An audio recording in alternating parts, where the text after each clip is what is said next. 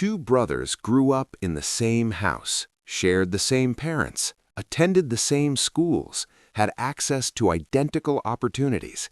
They chose similar careers and earned nearly identical salaries. Yet at 65, one retired with $1.4 million in investments, a paid-off house, and complete financial freedom. He winters in Arizona, helps his grandchildren with college, and never checks prices at restaurants. The other retired with $180,000 in savings, a mortgage with 12 years left, and constant financial anxiety. He works part-time at a hardware store because Social Security doesn't cover his expenses. He lies awake calculating whether he can afford both his medications and his property taxes. Same genes, same upbringing, same earning power, radically different outcomes. This divergence didn't happen in their 20s or 30s. It wasn't locked in during their 50s. It happened entirely in their 40s. One made a series of small decisions that quietly shaped his future. The other made different ones. Neither realized they were determining the entire shape of their remaining lives. Your 40s are the most consequential financial decade you'll ever experience. Not because the decisions are harder, but because the stakes multiply in ways that aren't obvious until it's too late to change course. Let me show you why your 40s carry this outsized importance and what you can do starting today to ensure you end up on the right side of this divide. Your 40s sit at the intersection of three financial forces that never align again.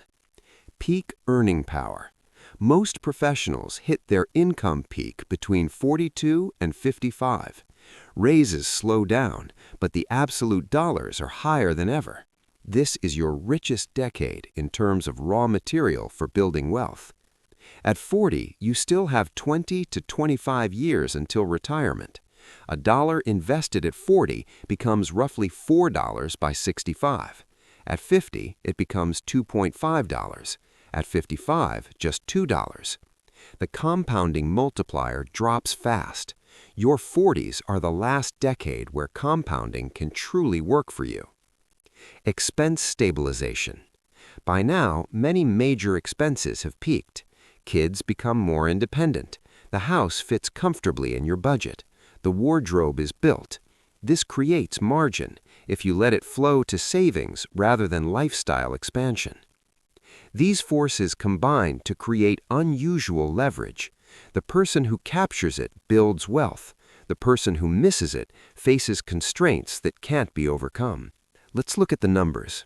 Someone who reaches 40 with $100,000 in retirement savings, earns $110,000 annually, and saves 15%, that's $16,500 per year, will accumulate about $1.35 million by retirement. If they save only 5% in their 40s and increase to 15% at 50, they'll end up with $780,000. That's $570,000 less, despite just 10 years of reduced contributions. Now imagine someone who saves only 2% in their 40s to fund lifestyle upgrades, then panics and saves 20% in their 50s. They'll retire with $590,000. Their comfortable 40s cost them $760,000 in retirement wealth. Let's break down the decisions that matter most. Housing. Upgrading from a $350K home to a $600K home increases annual costs by $18,000 to $24,000. Over 25 years, that's $900,000 to $1.3 million in lost retirement wealth. Vehicles. Trading two 28K cars for two 45K cars adds $34,000 in debt and higher costs. Over time, that's $200,000 to $400,000 lost.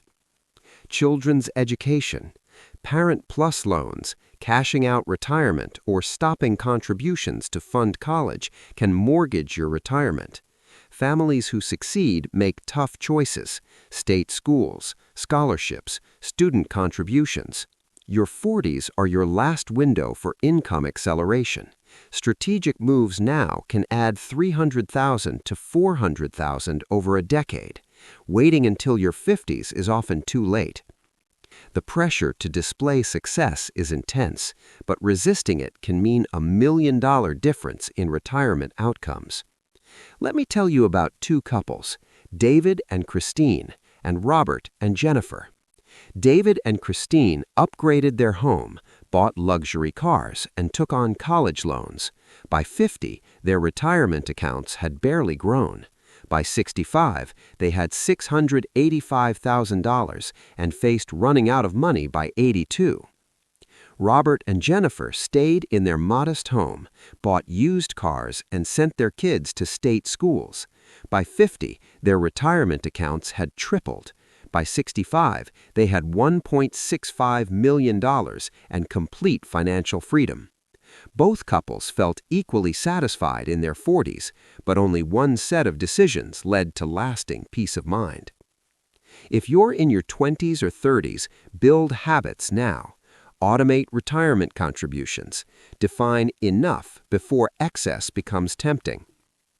If you're entering your 40s, audit every major expense. Is your housing appropriately sized? Are your vehicles transportation or status symbols? Are you funding retirement before lifestyle? If you're in your late 40s and recognize yourself in the wrong story, you still have time. Every percentage point added to savings helps. Consider downsizing, selling expensive vehicles, or switching jobs. If you're past your 40s with inadequate savings, focus on what remains. Delay Social Security, work longer, downsize housing. Here's the truth. The gratification you seek through lifestyle expansion is fleeting. The upgraded house feels exciting for 18 months, then normal. The luxury car thrills for a year, then becomes just a car. But the consequences last 30 years.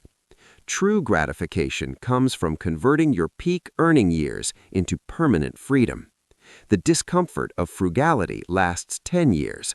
The reward lasts 30. Picture yourself at 70. In one version, you're planning trips and visiting grandchildren. In the other, you're worried about bills and repairs. Both versions were shaped by your 40s. Your 40s will decide everything. That's not a burden, it's an opportunity.